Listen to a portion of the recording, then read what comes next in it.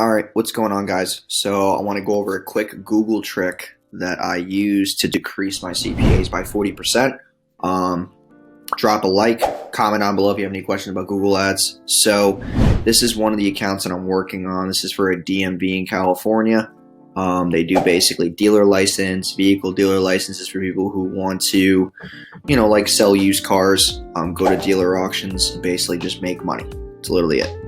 You can also use these licenses for your own family's cars, so you can basically like deflect DMV fees and taxes. Not insurance, taxes and fees from DMVs and like state fees on the car.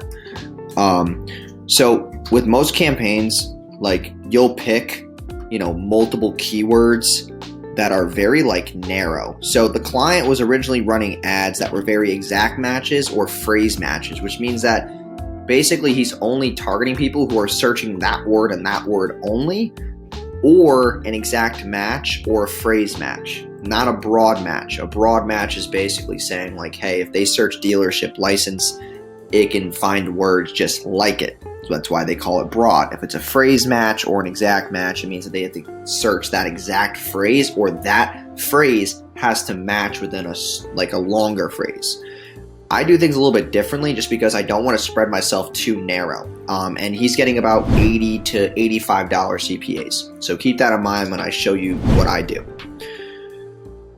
My biggest thing is no matter what niche you're in, as long as it's been proven enough to be scalable, you're going to have enough. There's enough money to go around. So you never have to worry about like, oh, is this like too narrow to the point where I shouldn't be doing so much broad? And right now, like Google's telling me that I'm limited by budget because they know my scalability because of the results I'm already getting.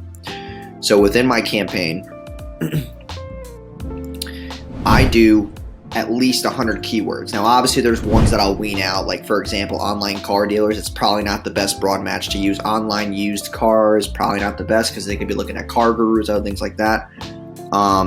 I will use 100 different keywords, and as you can see here, I have some here that are getting 96-cent conversion, $7 conversion, $2, $2, $2, $8. Now, why is that? Because I'm using broad match. I'm basically using any word under the sun by using competitors, putting in the links of competitors' landing pages, competitors' ads, their landers. I'm using broad matches and then using relevant keywords. I'm not doing exact or phrase matches. I'm only doing broad. Broad allows it to be more scalable just because like if there could be someone who's looking for that thing, but they're also searching something else.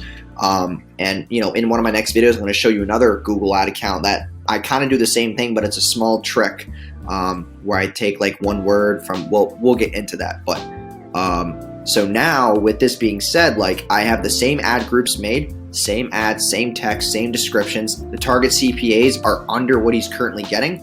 But right now I have this one getting $16 a conversion, $27, and this one's getting $67. This one has 0. So I'm going to be looking over that over the next couple days.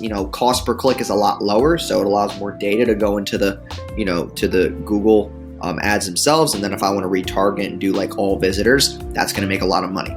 And because of this, if we go to the overview, I'm getting about $47 a conversion. And I can also move unused budgets to optimize my score. Now, these optimization scores don't really matter much, but the fact that just by using broad targeting, I'm getting cheaper cost per click, cheaper cost per conversion allows us to scale, find new buyers, and tap into probably an extra 20 to 40% of people in California who are searching other keywords that basically never saw these. So hope you guys enjoyed this video. Like, comment, and stay tuned for tomorrow's video. Thanks.